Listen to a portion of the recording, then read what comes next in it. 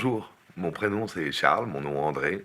J'ai fondé cet été une entreprise qui s'appelle Com Unity, qui fait ce que je sais faire et ce que j'aime faire, c'est-à-dire de la construction de communautés, de l'animation de communautés autour des contenus digitaux. Bonjour, je m'appelle Marjorie Malbert, donc j'ai fondé WeSportU en 2013. WeSportU est une agence conseil en stratégie, sport et entreprise, dont la mission est d'intégrer le sport dans les stratégies globales des organisations. Bonjour, je m'appelle Arnaud Berroy, je suis graphiste freelance depuis 8 ans.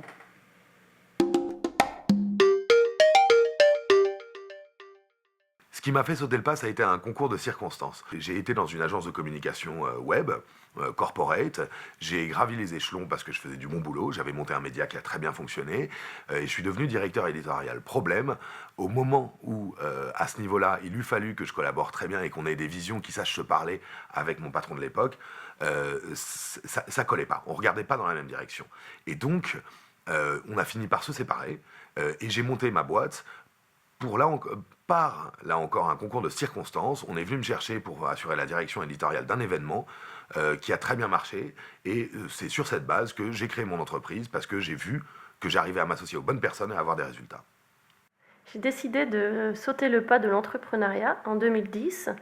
Suite au départ de mon entreprise, j'ai repris une formation, un master spécialisé en marketing sportif international à l'ESSEC. En 2012, j'ai terminé cette formation. Je me suis donc lancée sur le marché du travail avec cette envie d'intégrer le sport dans l'entreprise. Mais je me suis retrouvée face à une situation auquel je ne m'y attendais pas, c'est-à-dire ne pas trouver de travail. Et je me suis dit, bah voilà, je pense que c'est le moment de se lancer. Donc j'ai lancé WeSportU, qui est une agence conseil en stratégie, sport et entreprise. Ce qui m'a fait sauter le pas, c'est l'expérience. Au bout de 8 ans d'expérience en agence où j'étais embauché en tant que salarié, je travaillais pour un patron, je voulais juste me rapprocher des annonceurs et pouvoir être plus partenaire avec eux que de les considérer comme clients. Donc voilà, aujourd'hui j'accompagne directement les annonceurs et je suis en parfaite autonomie. Donc je gère aussi mon organisation du temps et les projets en direct avec les clients. C'est ce que j'aime.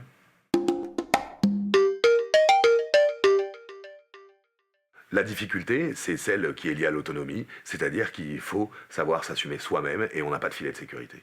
Les avantages de ce statut sont principalement la facilité de mise en œuvre, l'argent, pas besoin de capital, la liberté et donc l'indépendance. Et les inconvénients sont les risques que je peux prendre sur mes biens s'il se passe quoi que ce soit et la responsabilité de mes dettes. Les avantages et les inconvénients du statut de freelance, c'est la gestion du temps au quotidien, c'est-à-dire que mon travail et ce que j'aime faire en tout cas, puisque c'est un métier de passion, c'est de m'occuper au mieux de mes clients, donc être vraiment leur partenaire au quotidien.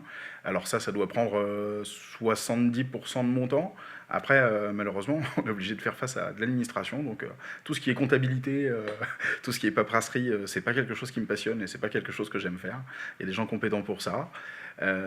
Donc voilà, ça c'est les avantages et les inconvénients. Et puis aussi avoir du temps libre pour justement épanouir sa culture graphique. Ça c'est très important dans mon métier. Je pourrais peut-être recommencer à travailler avec un patron, mais il faudrait qu'on partage exactement la même vision.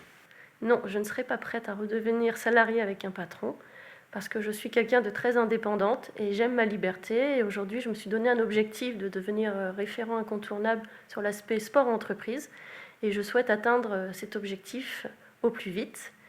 À l'inverse, je pourrais le redevenir si et seulement si je trouvais une entreprise et un patron qui me donnait mes chances et qui croyait en moi et qui donnerait justement un sens aux activités que je pourrais être amenée à avoir dans l'entreprise. À ce jour, retravailler pour un patron, je ne le conçois pas du tout.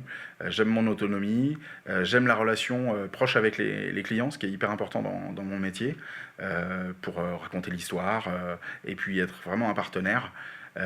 Donc si j'avais pas le choix, peut-être, mais vraiment c'est pas quelque chose que je cible, c'est pas ma priorité. Je veux vraiment éviter de retourner salarié. Je suis trop bien avec mon autonomie et mes propres clients.